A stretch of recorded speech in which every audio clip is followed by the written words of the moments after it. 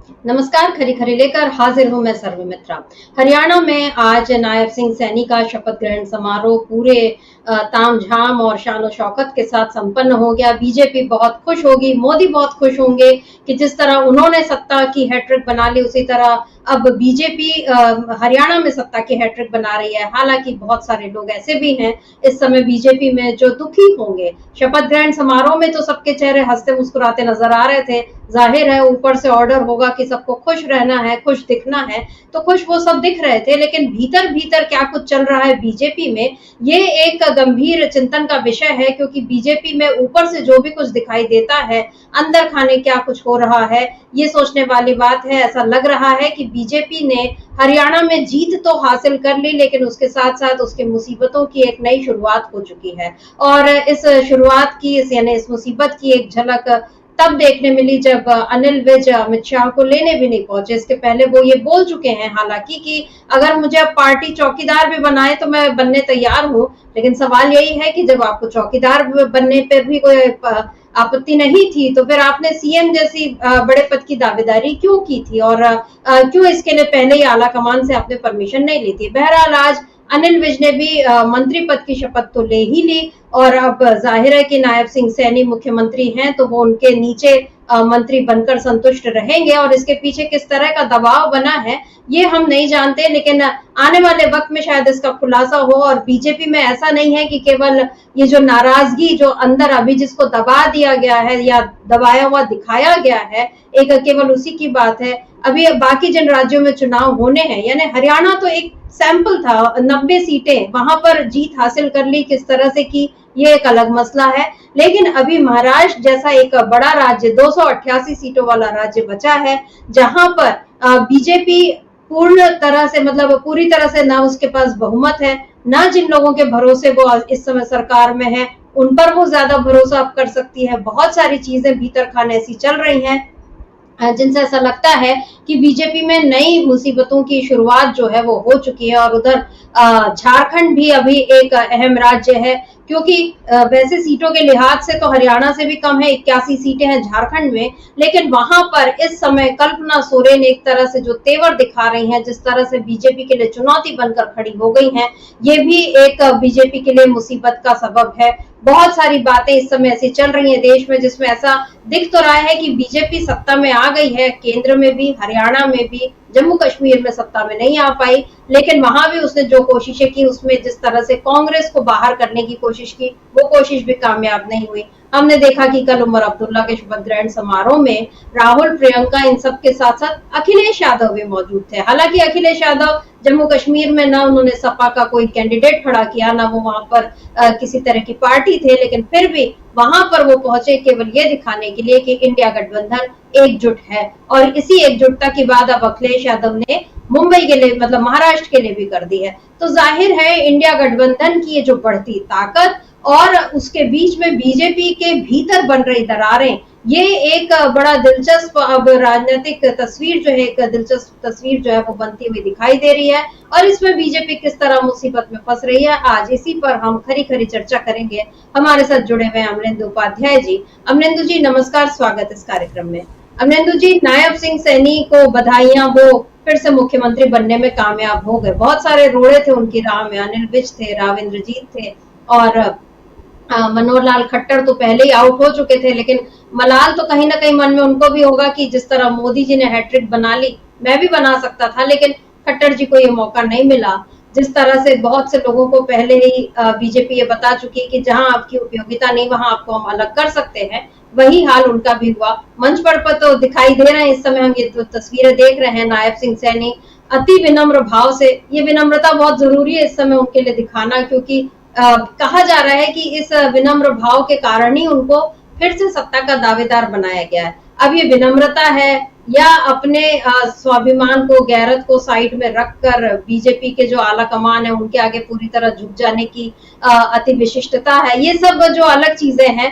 खैर, हरियाणा में बीजेपी की सरकार बन गई, कांग्रेस सत्ता से बाहर हो गई, लेकिन क्या ऐसा लग रहा है कि बीजेपी मुश्किलों से बाहर हो पाई है अभी, या अभी बीजेपी के लिए हरियाणा में मुसीबतें अभी शुरू होंगी? असली उसकी परीक्षा अब शुरू होगी, क्योंकि जो जो वादे किए हैं, 10 सालों में नहीं किया जो नौकरियों का वादा, जो कुछ नहीं दे पाए, किसानों को इंसाफ नहीं दे पाए, लड़कियों को इंसाफ नहीं दे पाए, और अग्निवीर जैसा मसला अभी भी गले की फांस बना हुआ है बीजेपी के लिए।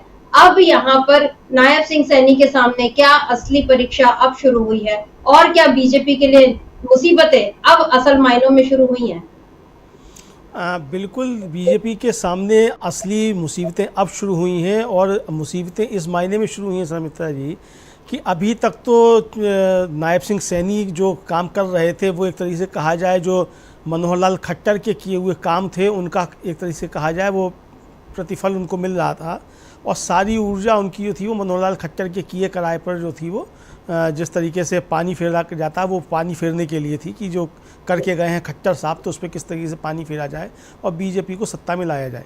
हालांकि उस कहा जाए परीक्षा में नायब सिंह सैनी एक तरीके से फ़िलहाल पास रहे हैं। अब वो मसला अलग का हो सकता है कि आरोप लग रहे हैं कि परीक्षा की कॉपी जो थी वो नकल से पास की गई, कि चीटिंग की गई, कि परीक्षक ने नंबर जो थे वो ज़्यादा दे दिए, गलत तरीके से दे दिए, सही सवाल का गलत उत्तर देने पर नंबर दे दिए गए, वो एक अलग का मसला है। फिलहाल पास तो हो गए परीक्षा में नायब सिंह सैनी। दूसरी परीक्षा ये थी कि नायब सिंह सैनी मुख्यमंत्री बन पाएंगे नहीं बन पाएंगे। सुप्रीम कोर्ट में भी मामला चला गया था, विधायक नाराज़ थे, अनिल विज और राव इंद्रजीत सिंह बहुत ज़्यादा नाराज़ थे, दोनों दावा कर रहे थे कि मुख्यमंत्री उनको बनना चाहिए। राव इंद्रजीत सिंह खुलकर कह रहे थे कि दक्षिण हरियाणा से मुख्यमंत्री होना चाहिए। अनिल विज कह चुके थे चुनाव के तुरंत बाद कि अब ईश्वर चाहेगा तो आपसे अगली मुलाकात मुख्यमंत्री निवास में होगी। तो वो अगली मुलाकात अनिल विज जी की कहाँ होगी, अब ये तो समय बताएगा कहाँ होगी। फिलहाल वो मंत्रिमंडल में तो शामिल हो चुके हैं और दूसरे नंबर पर ही उन्होंने शपथ भी ली है। असली दिक्कतें नायब सिंह सैनी के सामने अब आएंगी। एक तो नायब सिंह सैनी मनोहर लाल खट्टर नहीं हैं, क्योंकि मनोहर लाल खट्टर मोदी जी के बहुत नज़दीकी हैं और ये समझा जाता था कि मनोहर लाल खट्टर अगर वहाँ मुख्यमंत्री हैं तो नरेंद्र मोदी वहाँ मुख्यमंत्री हैं, क्योंकि दोनों साथ साथ रहे हैं। नायब सिंह सैनी के साथ ये चीज़ नहीं है। नायब सिंह सैनी एक तरीके से कहा जाए वो मनोहर लाल खट्टर के भरत हैं, जो कह सकते हैं, मतलब उनकी खड़ाऊ उठा करके शासन उन्होंने किया और आगे भी वो उसी तरीके से शासन करेंगे। तो नायब सिंह सैनी के सामने दिक्कतें ये होंगी कि एक तरफ तो उनको खट्टर साहब का कर्ज उतारना है मुख्यमंत्री बनने का, कि उन्होंने बनवा दिया, खट्टर साहब केंद्र में चले गए। दूसरा उनके सामने संकट ये होगा कि अनिल विज जैसे 6 बार के विधायक और मंत्री जो हैं वो उनकी कैबिनेट में हैं, और खट्टर साहब के लिए भी मुसीबत अनिल विज खड़ी करते रहते थे, लेकिन खट्टर साहब के सामने इसलिए ज़्यादा नहीं हो पाता था क्योंकि मोदी जी के बहुत नज़दीकी खट्टर साहब हैं। नायब सिंह सैनी के सामने संकट होगा कि वो किस तरीके से अनिल विज को संभाल कर रख पाते हैं, ये एक बड़ा संकट होगा। दूसरा संकट होगा राव इंद्रजीत सिंह का संकट होगा, चूँकि राव इंद्रजीत सिंह खुद को मुख्यमंत्री का दावेदार लगातार घोषित करते रहे, तो अब उनको किस तरीके से किया जाता है, संभाला जाता है। हालांकि उनकी पुत्री बन चुकी है मंत्री, तो एक थोड़ा सा है। दूसरा जो संकट होगा नायब सिंह सैनी के सामने वो ये होगा कि क्या वो 5 साल का कार्यकाल पूरा कर पाएंगे। अमित शाह ने किन शर्तों के आधार पर उनको मुख्यमंत्री बनवा दिया है, क्या भरोसा दिया गया है अनिल विज और राव इंद्रजीत सिंह को।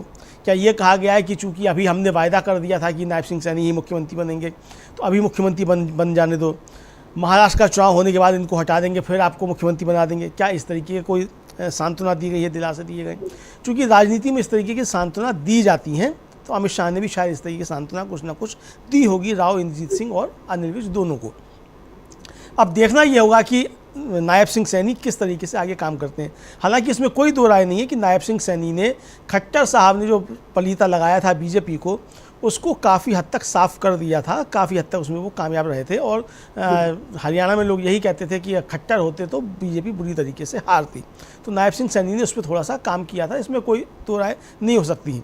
लेकिन क्या अब नायब सिंह सैनी आगे चलकर ठीक उसी तरीके से काम कर पाएंगे, अपनी अच्छा ही मतलब जो उन्होंने दिखने की कोशिश की है, जिस तरीके से वो विनम्रता के साथ सबके साथ मिल रहे हैं, तो ये विनम्रता उनकी आगे किस काम में आती है और वो इसी तरीके से सरकार चला पाते नहीं चला पाते हैं, ये उनके लिए होगा। फिलहाल जो एक नई मुसीबत है समिता जी, वो सुप्रीम कोर्ट से है। अब सुप्रीम कोर्ट से मुसीबत ये है कि महाराष्ट्र में, ये हरियाणा में जो कांग्रेस ने आरोप लगाए हैं कि 20 विधानसभा सीटों पर ईवीएम में हेराफेरी हुई है, गड़बड़ी हुई है, और उसमें मशीनें जो हैं वो 99% मतलब % तक चार्ज मिली हैं। इसको लेकर याचिका है, उस याचिका पर एक सुप्रीम कोर्ट में सुनवाई होनी है। उसका अगर फैसला जल्दी आता है तो फिर एक बड़ा तूफान हरियाणा में शुरू हो जाएगा और नई मुसीबत एक और खड़ी हो जाएगी।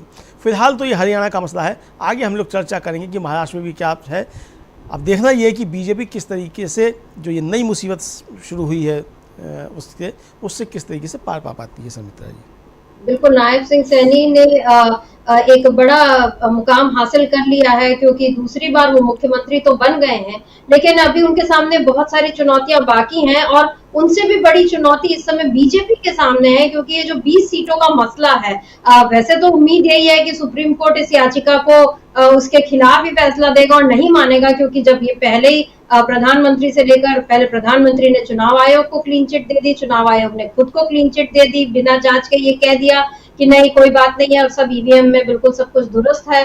और जो 20 सीटों का मामला है, लेकिन मान लीजिए 1% भी अगर हम ये उम्मीद रखें कि फैसला जो है कोई इसके खिलाफ आता है और ये जो 20 सीटों पर अगर फिर से चुनाव होने की नौबत आती है, तो बीजेपी का ये जो सारा खेल है वो किस तरह से पलटेगा, ये बहुत ही एक रोचक बात रहेगी।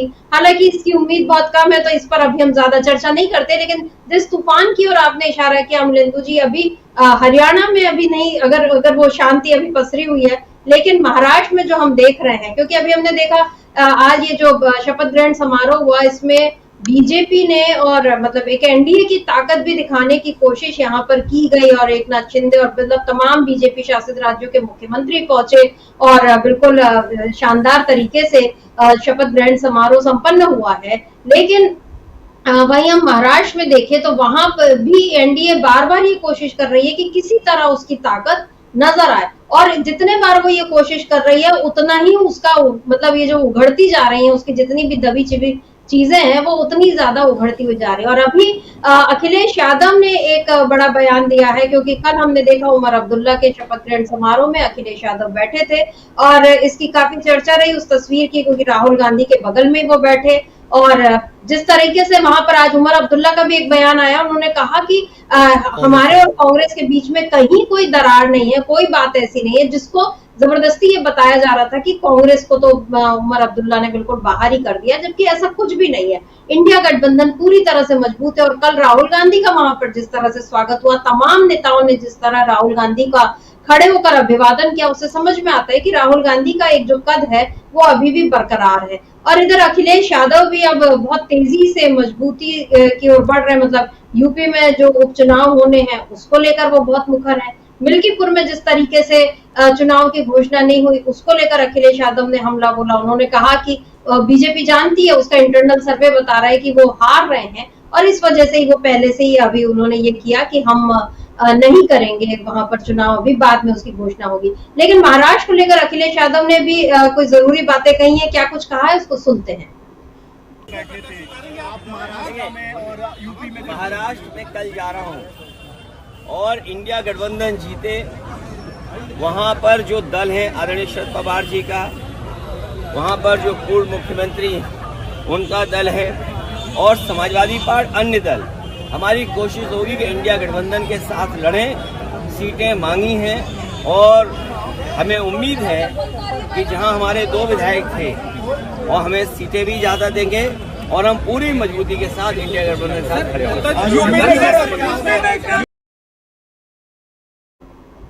अमलेंदु जी, यहाँ पर अभी क्योंकि अखिलेश यादव ने बता दिया कि 2 विधायक थे और अभी उम्मीद है कि अच्छे से मतलब सीटों का बंटवारा जो भी होगा, लेकिन उन्होंने एक महत्वपूर्ण बात ये कही कि हम इंडिया गठबंधन के साथ मिलकर लड़ेंगे, क्योंकि अभी भी ये खबरें महाराष्ट्र में भी दरार दिखाने की कोशिश बार बार की जा रही है। जबकि अभी हमने जो उमर अब्दुल्ला का शपथ ग्रहण, उसकी जो तस्वीरें अभी दिख रही थी, उसमें दक्षिण से लेकर उत्तर तक के तमाम नेता, यहाँ तक कि आम आदमी पार्टी के लोग भी सब साथ में बैठे हैं, अच्छे से बैठे, यानी इंडिया गठबंधन जो है एकजुट है। जम्मू कश्मीर में भी और अब महाराष्ट्र में भी यही चीज दिख रही है। क्या कहेंगे आप, महाराष्ट्र में जो मतलब एनडीए की तैयारी बनाम इंडिया गठबंधन की तैयारी किस तरह से आप देखते हैं? देखिए, महाराष्ट्र में इंडिया गठबंधन की तैयारी एनडीए से ज़्यादा अच्छी है और ज़्यादा बेहतर है। तैयारी ही नहीं बल्कि जन समर्थन भी इस समय इंडिया के साथ ज़्यादा दिखाई पड़ता है। और तैयारियों का तो ये है कि आज जिस तरीके से पहुँचे एकनाथ शिंदे हरियाणा में नायब सिंह सैनी के शपथ ग्रहण समारोह में, तो एक संदेश देने की शायद कोशिश जो है वो हुई है एकनाथ शिंदे की तरफ से भी कि हरियाणा में भी आपको व महाराष्ट्र में भी बीजेपी को हरियाणा मॉडल अपनाना पड़ेगा। ये एक तरीके से संदेश देने की कोशिश की है एकनाथ शिंदे ने।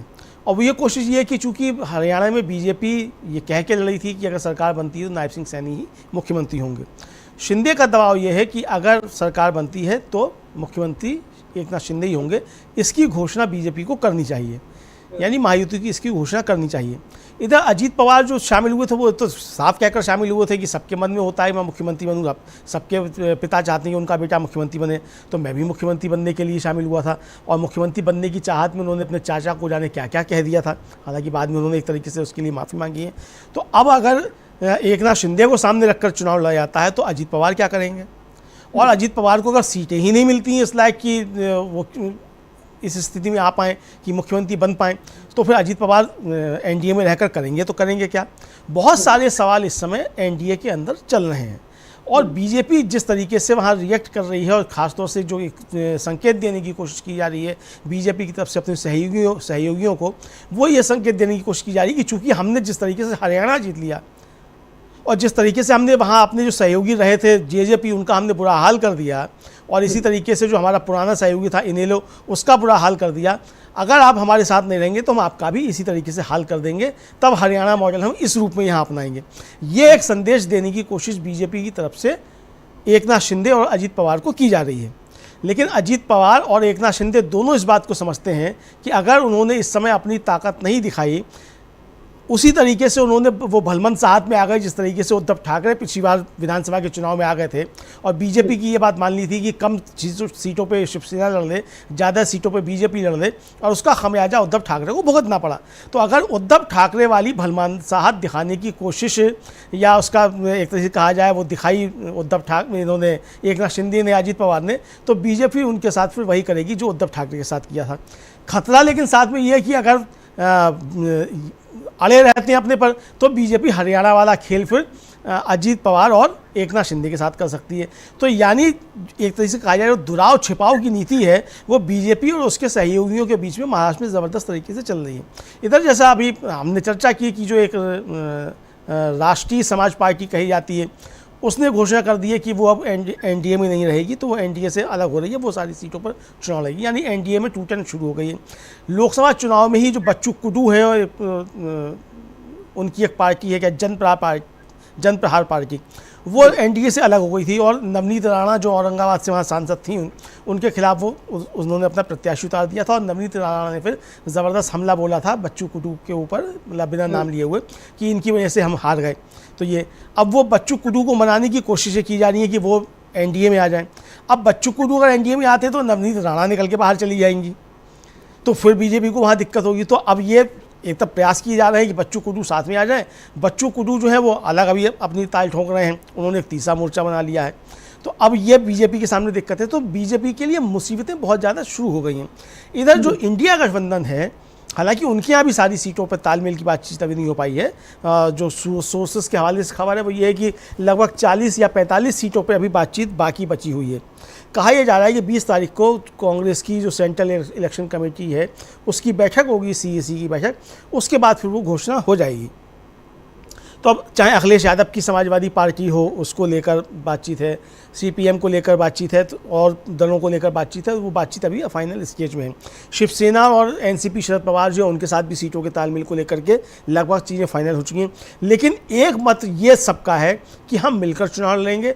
पहला लक्ष्य हमारा ये है कि हमें बीजेपी को हराना है, और ये लक्ष्य बड़ा है। लक्ष्य बड़ा ये नहीं है कि सीटें किसको कितनी मिलती है और मुख्यमंत्री कौन बनेगा। और अभी जो कांग्रेस की महाराष्ट्र के नेताओं के साथ बैठक हुई राहुल गांधी की और मल्लिकार्जुन खड़गे की, उसमें सोर्सेस के हवाले से खबर है कि उसमें साफ कह दिया गया अपने नेताओं से कि किसी को भी इस बारे में बातचीत कोई नहीं करनी है कि मुख्यमंत्री कौन होगा। ये बात का प्रकरण है मुख्यमंत्री कौन होगा। पहले बीजेपी की जो सरकार है, जो जिसको संजय राउत बार गुजरात की सरकार कह रहे हैं कि गुजरात से कंट्रोल हो रही है, तो गुजरात से जो सरकार कंट्रोल हो रही है इसको हटाना पहला लक्ष्य है।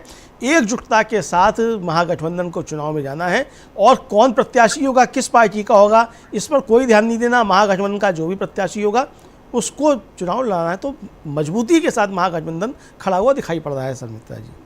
बिल्कुल, जो महाराष्ट्र में हम बात कर रहे हैं एनडीए बनाम इंडिया गठबंधन, तो उसमें एक बुनियादी फर्क यही नजर आ रहा है कि एनडीए के जो दल हैं उनके बीच में आपसी संदेह है, और बीजेपी अपने नेताओं को ये मैसेज नहीं दे पा रही है कि आपको अपने दूसरे साथियों के खिलाफ इस तरह से कोई बयानबाजी नहीं करनी है। क्योंकि अगर बीजेपी ने ऐसे निर्देश दिए होते तो अभी तक अजित पवार या एकनाथ शिंदे के लोगों को लेकर जिस तरह की बयानबाजियां होती रही हैं वो नहीं होती। लेकिन बीजेपी अभी तक वहां पर अपना एक जो सख्त अनुशासन है वो नहीं दिखा पाई।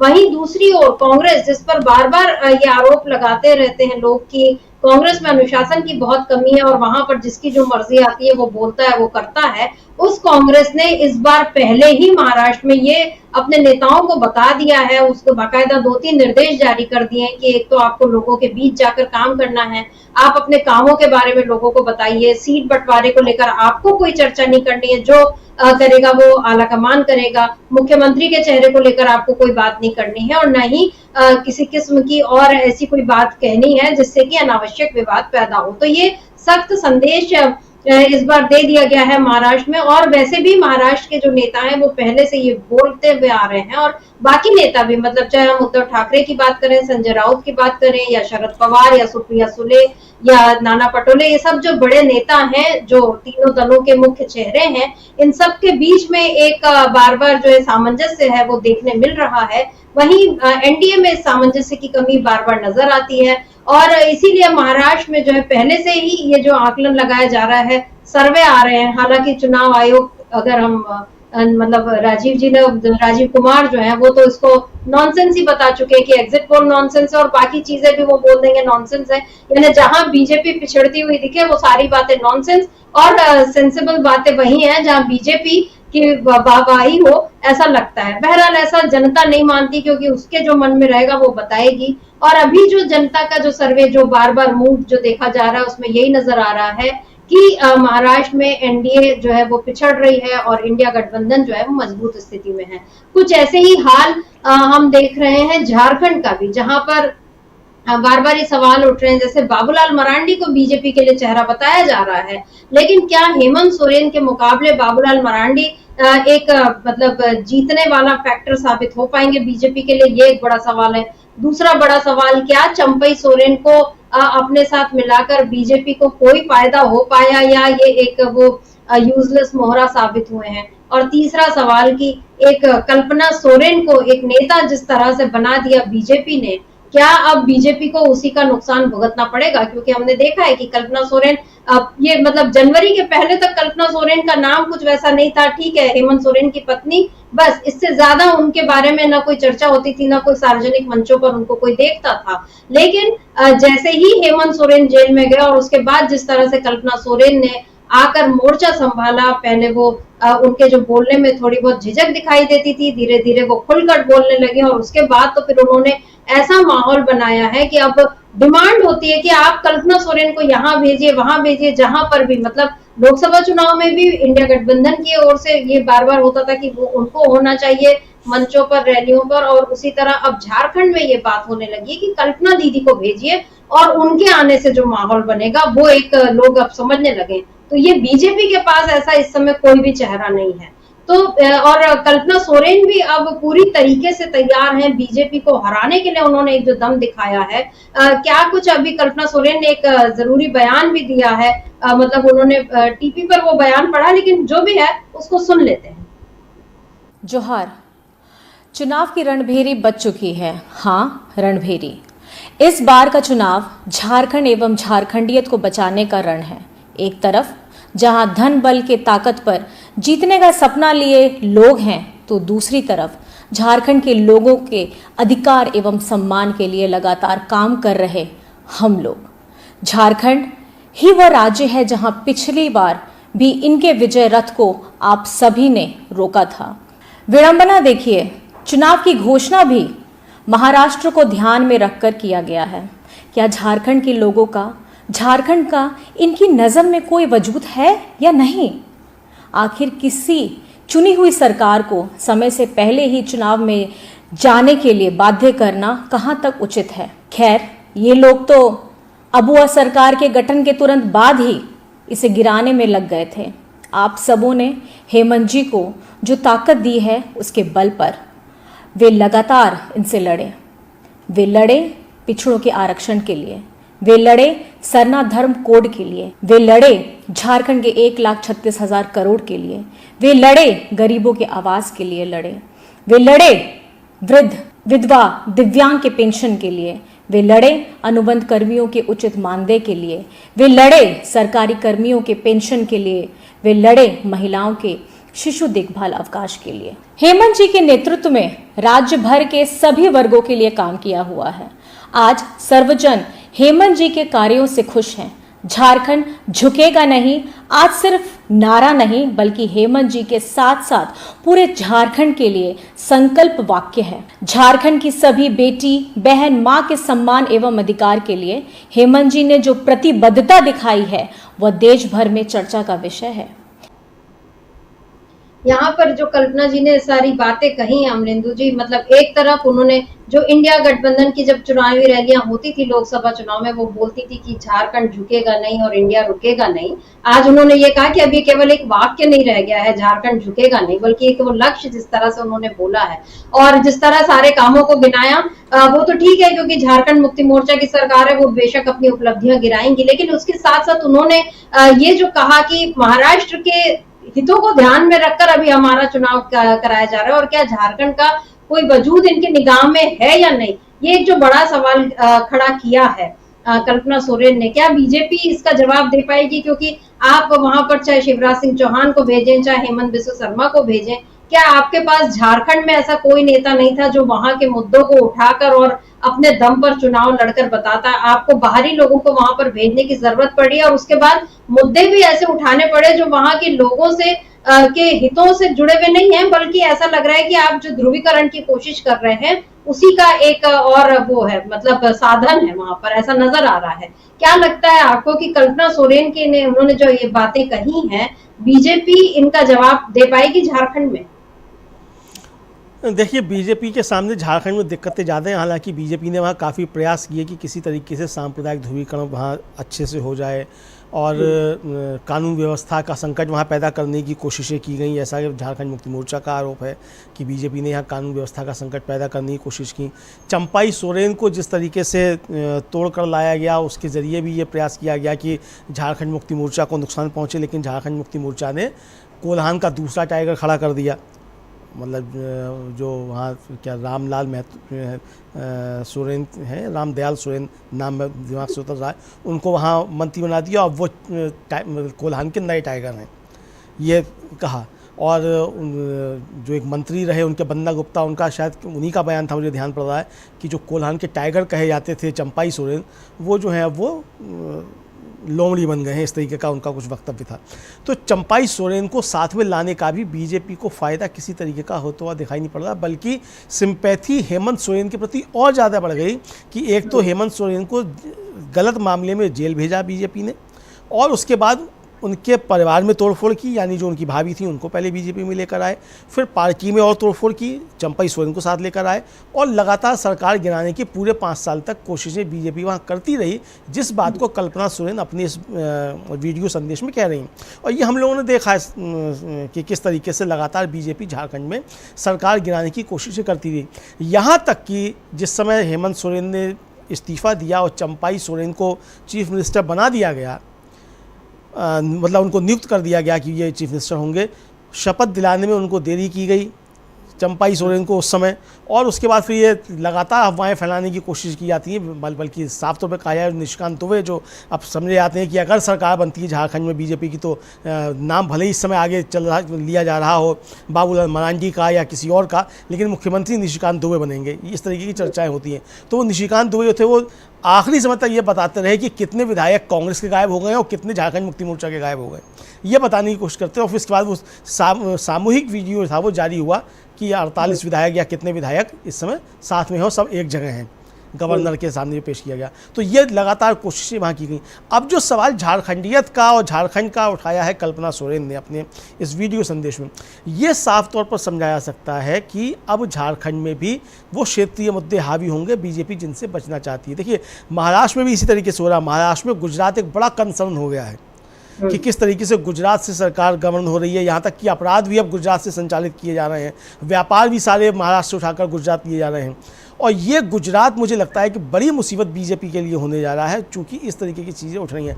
अब कल्पना सोरेन का कहना है कि महाराष्ट्र का चुनाव जो है उसमें फ़ायदा उठाने के लिए या इसका मतलब परिणाम जब आए तो इसका नुकसान बीजेपी को झारखंड में ना उठाना पड़ जाए, महाराष्ट्र में हार गए, इसलिए झारखंड के चुनाव महाराष्ट्र के साथ कराए जा रहे हैं। और इस बात में दम मालूम पड़ता है कल्पना सोरेन जो कह रही हैं।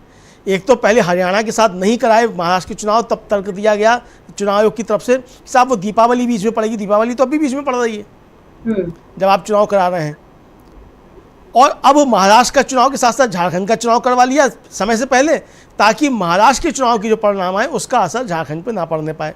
तो ये एक तरीके से जो आरोप लगते रहते हैं, और जो संजय राउत हैं वो तो साफ तौर पर कहते हैं कि चुनाव आयोग जो है वो चूना लगाता रहता है। तो ये आरोप लग रहे हैं। तो अब जो सवाल उठाए हैं कल्पना सोरेन ने, मुझे लगता है कि वो झारखंड में एक बड़ा सवाल बनेंगे कि किस तरीके से झारखंड और झारखंडियत को भारतीय जनता पार्टी नुकसान पहुंचा रही है।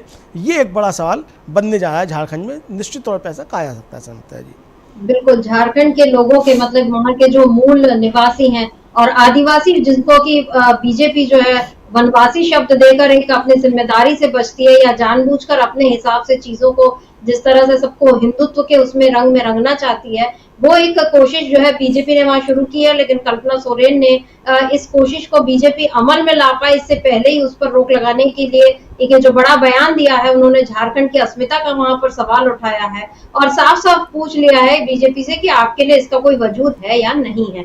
वहीं अमलेंदु जी, एक आखिरी सवाल आपसे, क्योंकि वजूद की बात उठी है और बीजेपी इस समय संविधान को लेकर जरूरत से ज्यादा चिंतित दिखाई दे रही है। और राहुल गांधी जैसे आज भी वो वाल्मीकि जयंती पर गए और उन्होंने वहां पर वाल्मीकि मंदिर में पूजा भी की और उसके बाद वाल्मीकि समुदाय के लोगों से मुलाकात भी की। तो राहुल गांधी जो है वो तो एक तरफ अपना काम कर ही रहे हैं, उनकी जो आइडियोलॉजी है वो उस पर चल रहे हैं। दूसरी ओर चुनाव में भी अब ये मुद्दा जो है वो बहुत तेजी से बड़ा बनता जा रहा है। लोकसभा चुनाव में भी दलितों, पिछड़ों, आदिवासियों की बात उठी थी और उनके हक की बात उठी, संविधान की रक्षा की बात उठी।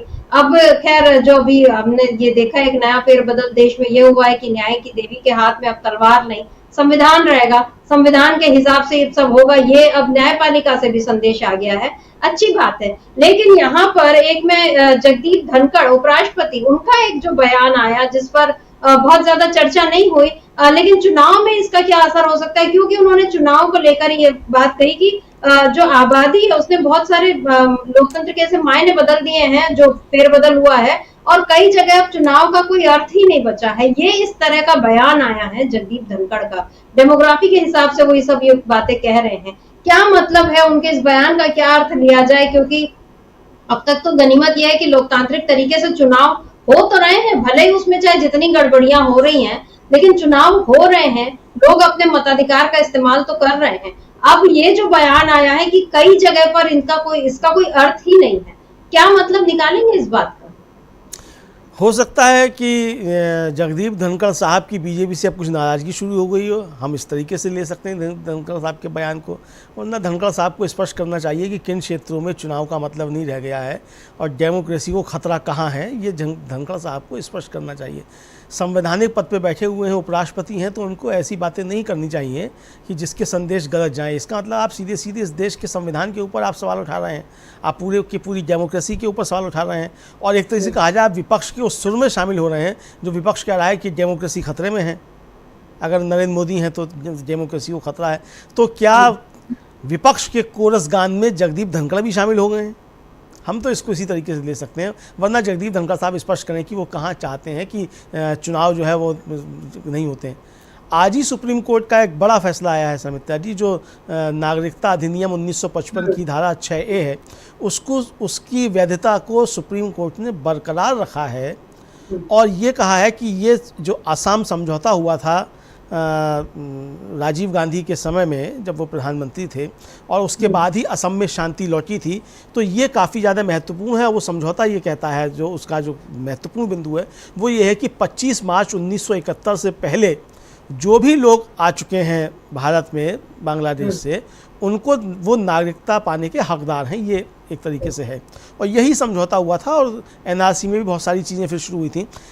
अब ये फैसला आ गया, तो अब ये जो जगदीप धनखड़ साहब का वक्तव्य है, क्या ये सुप्रीम कोर्ट के ऊपर कोई टिप्पणी की है उन्होंने? मुझे नहीं मालूम कि उन्होंने किस संदर्भ में कहा है, क्या नहीं कहा है, या स्पष्ट रूप से कहा है कि नहीं कहा है, या क्षेत्रों को बताया है कि नहीं बताया, लेकिन उनका ये वक्तव्य साफ तौर पर बताता है कि या तो वो सुप्रीम कोर्ट के आदेश पर कोई टिप्पणी कर रहे हैं, और अगर सुप्रीम कोर्ट के आदेश पर टिप्पणी नहीं कर रहे हैं तो फिर वो विपक्ष के कोरसगान में शामिल होने की लोकतंत्र को खतरा है और बहुत सी जगहों पे अब लोकतंत्र का कोई मतलब नहीं रह गया। इसका मतलब कहना यही चाहते हैं जगदीप धनखड़ साहब। तो जगदीप धनखड़ साहब को, जो इस देश के उपराष्ट्रपति हैं और संवैधानिक पद पर बैठे हुए हैं, उनकी जिम्मेदारी संविधान के प्रति है। किसी नरेंद्र मोदी या किसी भारतीय जनता पार्टी के प्रति उनका कोई दायित्व नहीं है। उनको ये स्पष्ट करना चाहिए कि उनके ये कहने का उद्देश्य क्या है। क्या उपराष्ट्रपति के बयान को लेकर विदेशों में चर्चा नहीं होगी कि भारत का उपराष्ट्रपति कह रहा है कि वहाँ कुछ क्षेत्रों में चुनाव का कोई मतलब नहीं रह गया, यानी वहाँ कोई डेमोक्रेसी नहीं है, ये कहना चाहते हैं? या ये कहना चाहते हैं कि जो अनुच्छेद 370 हटाया गया उसके बाद डेमोग्राफी जम्मू कश्मीर में चेंज हो रही है, तो वहाँ चुनाव का कोई मतलब नहीं रह गया है? जम्मू में जिस तरीके से लोग बाहर के लोग पहुँच रहे हैं और जम्मू कश्मीर में एक बड़ा मसला था ये। तो कहना क्या चाहते हैं आखिर जगदीप धनखड़ साहब? वो स्पष्ट कहें कि क्या वो 370 को लेकर कह रहे हैं, सुप्रीम कोर्ट के आदेश पर कह रहे हैं, या विपक्ष जो आरोप लगा रहा है उस पर कहना, ये उनको कहना चाहिए सर। जी बिल्कुल, अभी बहुत सारी बातों पर पर्दे पड़े हुए हैं और जब बीजेपी के लिए सुविधा होती है तो वो पर्दे हटाए जाते हैं और तब समझ में आता है देश को कि क्या से क्या हो गया, कौन कौन से फैसले ले लिए गए। वरना अभी पिछले 10-11 सालों में ऐसी बहुत सारी चीजें रही जो पहले अस्पष्ट थी और लोग ये मानते थे कि नहीं, ये तो संविधान के खिलाफ है तो ऐसा नहीं होगा, लेकिन ऐसा हुआ। हमने देखा है कि बाबरी मस्जिद भी टूटी, उसको गलत भी बताया गया और उसी जगह पे राम मंदिर भी बन जाता है और प्रधानमंत्री जो है वो जजमानी भी कर लेते हैं। तो बहरहाल ये सारी चीजें होती रहती हैं, लेकिन बीजेपी इस बीच सत्ता हासिल करने की इस दौड़ में अभी भी वो ये सोच रही है कि उसके पास बहुत ताकत है, वो दौड़ते जा रही है। हरियाणा में उसने जीत हासिल कर ली और अब उसके कदम जो है वो महाराष्ट्र और झारखंड की तरफ बढ़ चुके हैं। लेकिन क्या इस दौड़ में अब बाकी बाधाएं जो हैं, यानी इंडिया गठबंधन जो है, क्या वो आसानी से बीजेपी को जीतने देगा या उसके लिए नई मुसीबतें शुरू करेगा, या बीजेपी के भीतर या उसके जो साथी हैं एनडीए के वही उसके लिए मुसीबत खड़ी करेंगे, ये देखना होगा। तो अमरेंदु जी, आज इस चर्चा को हम यहीं रोकते हैं। आपका बहुत बहुत शुक्रिया और शुक्रिया आप तमाम दर्शकों का जो आप हमारे साथ जुड़े और आपने इस चर्चा को ध्यान से सुना। आगे भी आप बने रहिए डीबी लाइव के साथ और देखते रहिए डीबी लाइव।